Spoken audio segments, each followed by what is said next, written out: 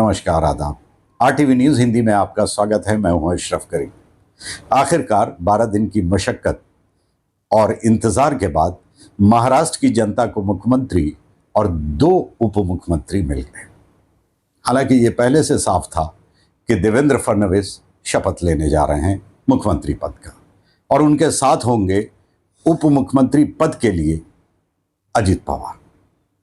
जो असमंजस था, जो रहस्य था, वो एकनाथ शिंदे पर बना हुआ था।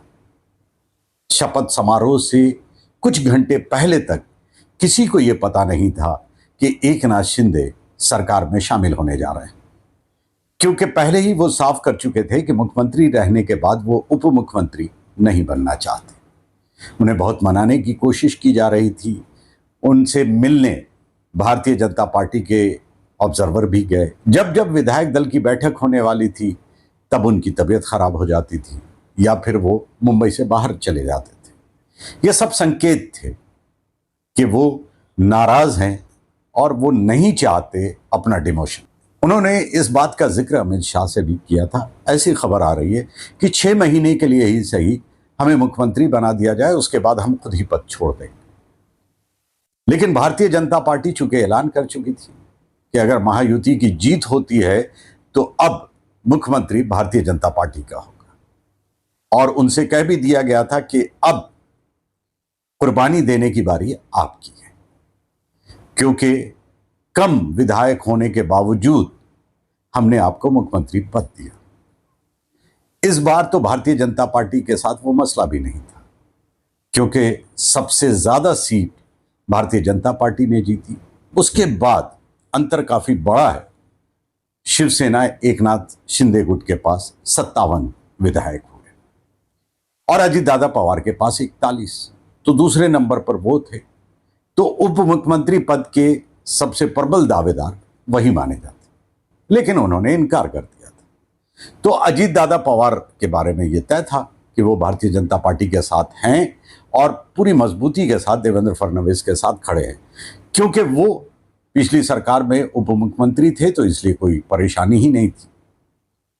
अब जैसा कि हमने आपसे पहले कहा था कि कहीं ऐसा तो नहीं कि भारतीय जनता पार्टी एक तीर से 2 निशाना कर रही।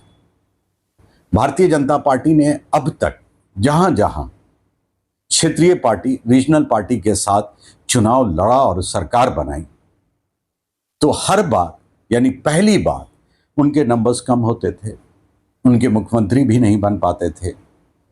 और धीरे धीरे अगर आप देखें, सर्वे करें और अगर आप स्टडी करें तो आपको पता चलेगा कि जो क्षेत्रीय पार्टी हैं वो अपना वर्चस्व खोती चली गई, उनके नंबर्स भी कम होते चले गए और फिर डोमिनेंस बढ़ता चला गया भारतीय जनता पार्टी का। अगर महाराष्ट्र की बात करें, पहली बार 1995 में भारतीय जनता पार्टी और शिवसेना ने एक साथ चुनाव लड़ा। शिवसेना की सीट ज्यादा थी, भारतीय जनता पार्टी की कम थी। नेचुरल अलायंस इसे कहा जा रहा था, क्योंकि दोनों एक ही मुद्दे को लेकर राजनीति में आगे बढ़ रहे थे।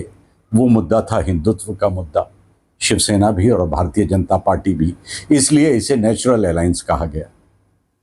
और 1995 में जब सरकार बनी भारतीय जनता पार्टी और शिवसेना की, तो मनोहर जोशी मुख्यमंत्री बने और पूरा कार्यकाल शिवसेना के पास ही रहा मुख्यमंत्री पद। नारायण राणे भी उसमें मुख्यमंत्री बने। लेकिन अगर आप कंपेयर करेंगे 1995 से 2024 में, तो सारी तस्वीर साफ हो जाएगी। वैसे कंपेयर करने के लिए तो हम और भी दूसरे स्टेट जा सकते हैं, जैसे बिहार। नीतीश कुमार भी आए थे शपथ समारोह में, तो उनकी हालत क्या हुई?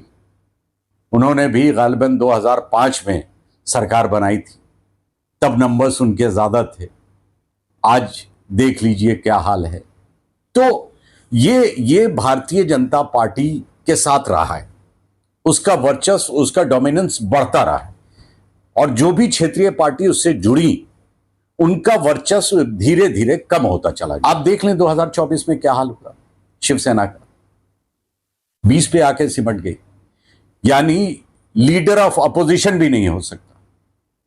यह आलम है। अगला चुनाव जब भारतीय जनता पार्टी महाराष्ट्र में लड़े तो उसे किसी की जरूरत ही ना रहे और ना ही किसी का वर्चस्व कायम रहे, किसी भी रीजनल पार्टी का। तो अब सिर्फ टवल होना बाकी है। वो किस लिए? क्योंकि मंत्रिमंडल का बंटवारा नहीं हुआ है।